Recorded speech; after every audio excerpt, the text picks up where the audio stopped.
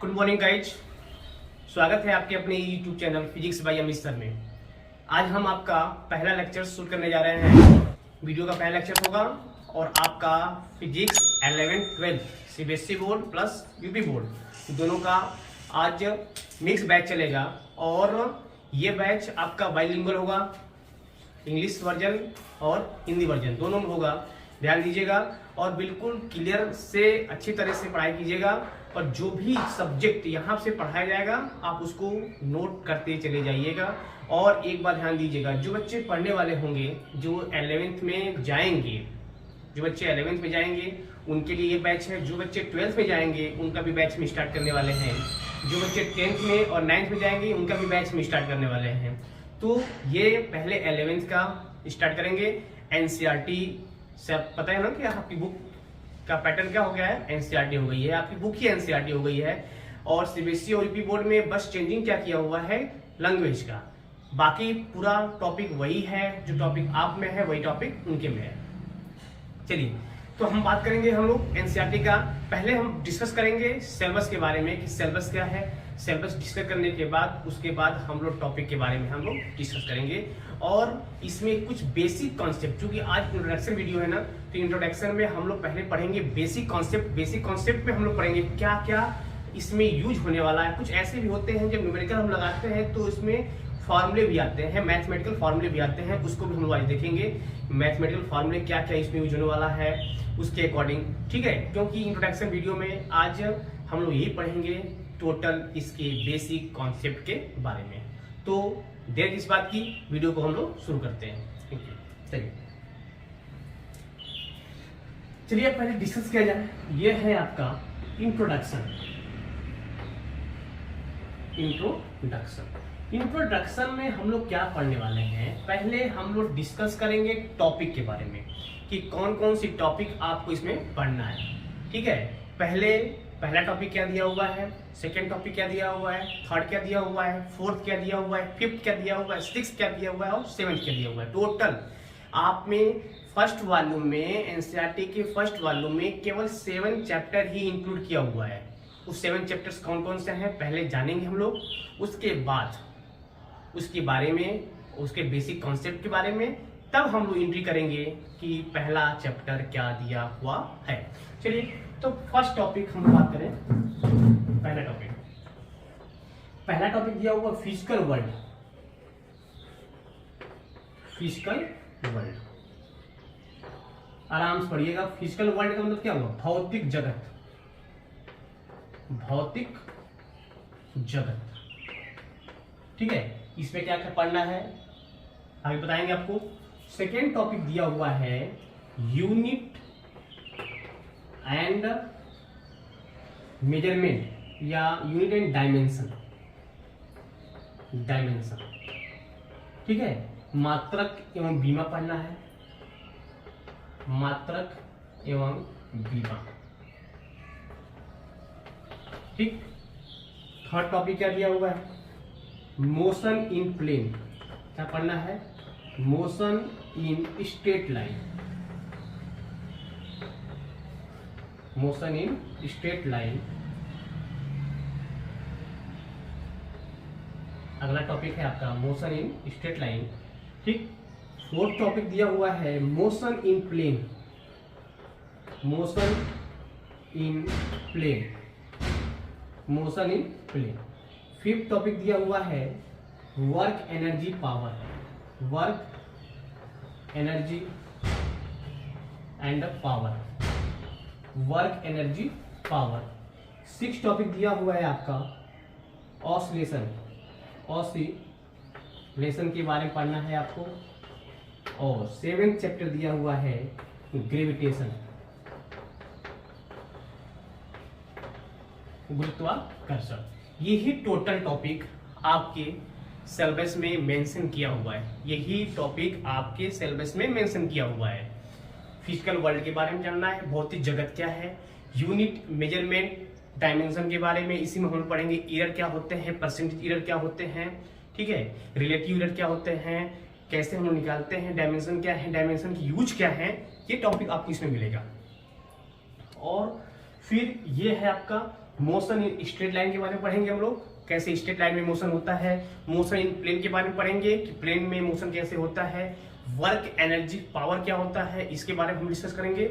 फिर उसके बाद आपके ऑसिलेशन मोशन क्या होते हैं, सिंपल हार्मोनिक मोशन क्या होते हैं, उसके बारे में डिस्कस करेंगे हम लोग। उसके बाद आपका आएगा लास्ट टॉपिक ग्रेविटेशन, और ग्रेविटेशन पे हम लोग पढ़ेंगे कैपलर्स लॉ क्या होते हैं, कैपलर्स के कितने नियम होते हैं, ऑर्बिट क्या होता है ना। तो ये सब टॉपिक हम इसमें हम डिस्कस करेंगे। तो ये है टॉपिक, इसका स्क्रीनशॉट ले लीजिए एक बार टॉपिक का, शायद बुक भी आपके पास होगा।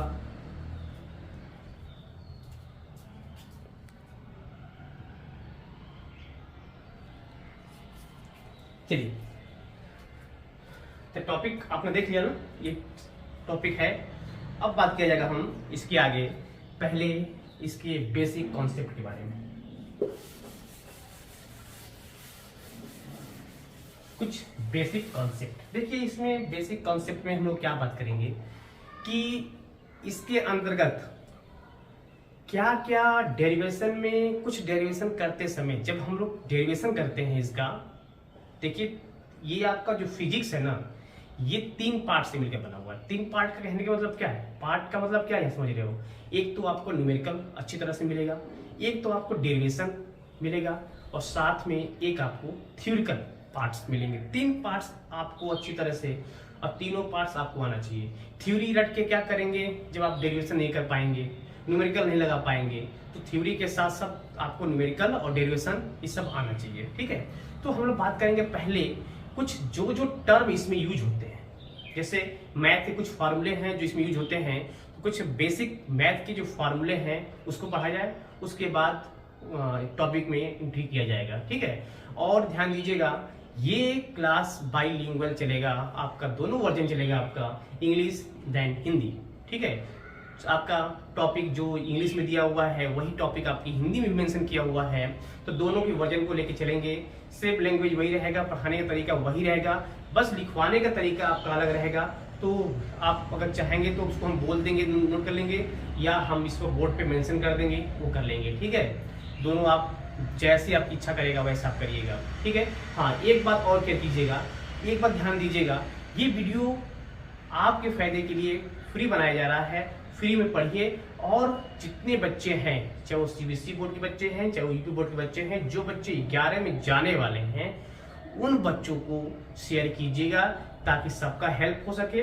और शेयर के साथ साथ सभी बच्चे इसको सब्सक्राइब कर लेंगे, कुछ नहीं करना है, ये वीडियो आपके यहाँ फ्री जाएगा और फ्री में क्लास लेंगे, आप लोग फ्री में पढ़ेंगे, ठीक है।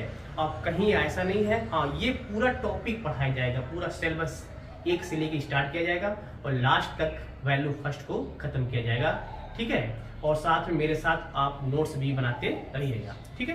तो देखा जाए इसका बेसिक कॉन्सेप्ट क्या क्या है। बेसिक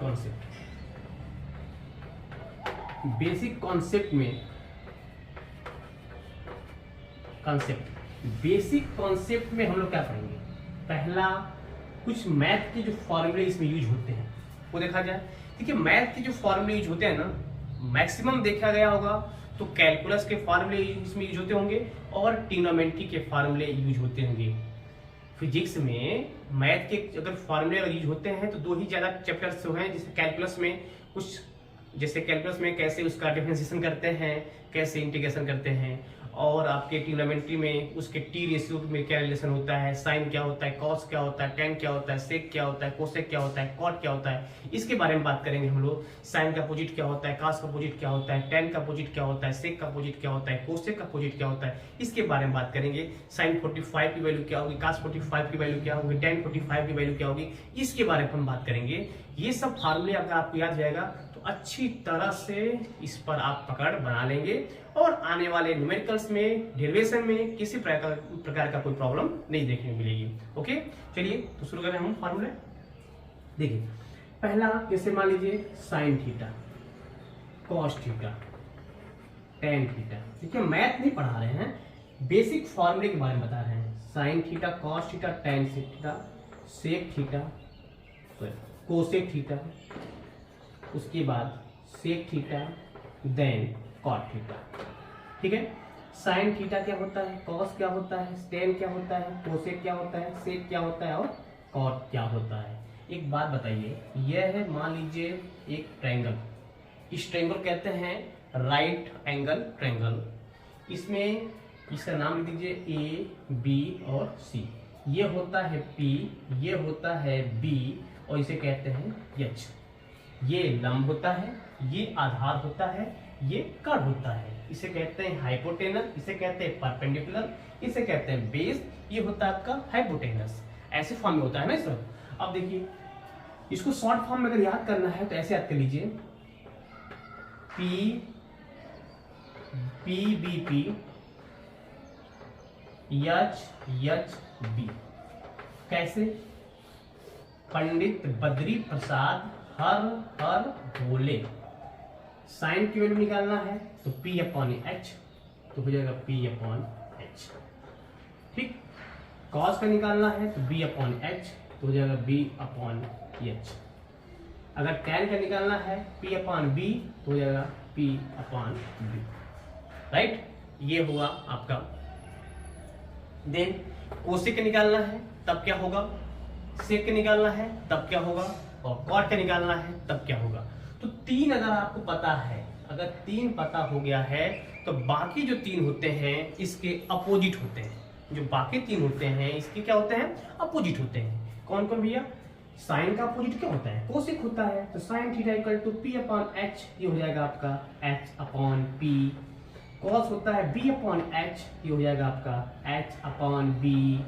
और tan होता है P अपॉन B, ये हो जाएगा आपका B अपॉन P। देखिए बेसिक है आपका, बिल्कुल बेसिक है। इसको आप पहले जान लेंगे मैथमेटिकल फॉर्मूले को तो आप बिल्कुल अच्छी तरह से कर लेंगे। ओके, तो इसको आप इसका स्क्रीनशॉट ले लीजिए।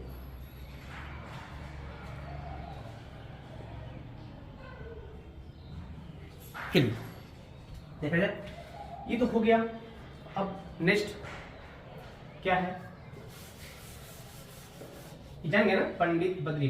Perpendicular upon hypotenuse, base upon hypotenuse और perpendicular upon base. Sine, cos, tan, फिर कोसेक, आपका सेक और कॉट।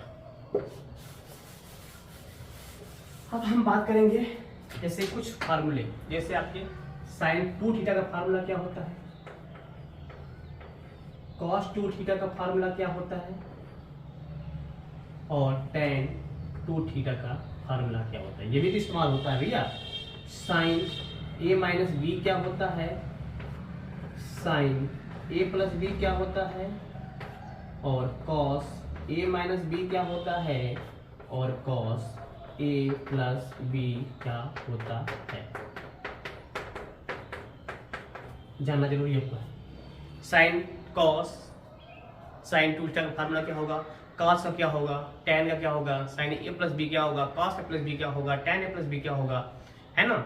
और भी फार्मूले होंगे आपको, ये सब मिलेंगे। जैसे साइन 2 थीटा का फार्मूला होता है 2 sine theta into cos theta. एक फार्मूले ये मिलेंगे देखने के लिए। एक फार्मूला आपको मिलेगा 2 tan theta upon 1 plus tan square theta. Right. Cos 2 theta का फार्मूला हो जाएगा cos square theta minus sine square theta. दूसरा मिलेगा आपको 2 कॉस स्क्वायर थीटा माइनस 1। तीसरा मिलेगा 1 माइनस 2 साइन स्क्वायर थीटा। ये फार्मूले हो गए, ये फार्मूले हो गए किसके, कॉस के। ये फार्मूले हो गए कॉस के। एक होता है 1 minus ten square theta upon 1 plus ten square theta, उसके फार्मूले होते हैं। अगला tan 2 थीटा का फार्मूला क्या हो जाएगा 2 tan theta upon 1 minus ten square theta. देखिए दोनों में अंतर क्या है, साइन 2 थीटा का फार्मूला tan के टर्म में होता है लेकिन यहाँ प्लस होता है ना, और इसका भी फार्मूला होता है tan के टर्म में लेकिन यहाँ पे क्या होता है माइनस होता है। बस इतना ही अंतर होता है और कुछ अंतर नहीं होता है इसमें। साइन ए प्लस बी का फार्मूला क्या हो जाएगा sine A cos B minus cos A sine B. उसी तरह साइन ए प्लस बी का फार्मूला क्या हो जाएगा sine A cos B plus cos A sine B. उसी तरह कॉस ए माइनस बी का फार्मूला क्या हो जाएगा cos A cos B minus plus sine A sine B. ध्यान दीजिएगा यहाँ माइनस होता है तो यहाँ प्लस हो जाता है। उसी तरह कॉस ए माइनस बी का cos A cos B minus sign ए और साइन बी, राइट। ये है फॉर्मूले, ये फॉर्मूले हैं। इस फॉर्मूले को एक बार आप स्क्रीनशॉट ले लीजिए, हम साइड हो रहे हैं।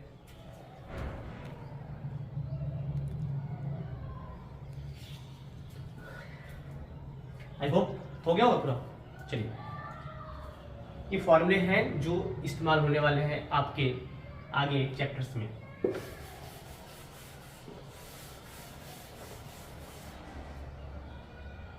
देखिए, जो भी नोट्स कर रहे हैं ना, जो भी बोर्ड पे नोट कर रहे हैं, तुरंत उसका स्क्रीनशॉट ले लीजिए, ठीक। और स्क्रीनशॉट होके फिर उसका प्रॉपर्ली नोट कर लिया करिए, ठीक है।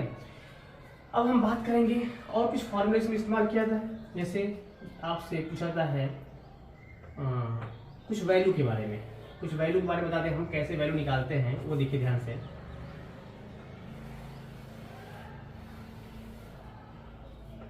वैल्यू शायद आपको याद भी होगा, और वैल्यू हमने आपको निकालने का तरीका बता रहे हैं कैसे निकालते हैं वैल्यू। ये मान लो थीटा है, 0 degree, 30 degree, 45 degree, 60 degree and 90 degree. ये है आपका 30 डिग्री, ये क्या है आपका 30 डिग्री। पहले इसको आप नोट करिए। चलिए, हो गया नोट्स। अब देखिए, कुछ वैल्यू है, आपको कैसे साइन का, कॉस का, टैन का, सेक का, कोसेक का वैल्यू कैसे निकालते हैं वो देखा जाए, ठीक है। अब देखिए, यहाँ बात करेंगे हम लोग। जैसे साइन की वैल्यू पूछेगा, साइन 0 की वैल्यू क्या होगी। ये बार बार एग्जाम में पूछा जाता है। एग्जाम में क्या आपको वैल्यू याद रहना चाहिए। अगर वैल्यू याद है तो आप अच्छी तरह से क्वेश्चन को, न्यूमेरिकल को आप अच्छी तरह से या डेरिवेशन को कर लेंगे। डेरिवेशन में भी इस्तेमाल किया था इसका। ये साइन की वैल्यू, साइन, कॉस, टैन, ये मेन है। तो साइन का अपोजिट क्या होगा, कोसेक। कॉस का अपोजिट क्या होगा, सेक। और टैन का अपोजिट क्या होगा, कॉट। अब आपसे पूछेगा कैसे निकालते हैं वैल्यू। अगर याद है तो अच्छी बात है, नहीं याद है तो हम बता रहे हैं कैसे निकाला जाता है। इसको मान लीजिए 0, 1,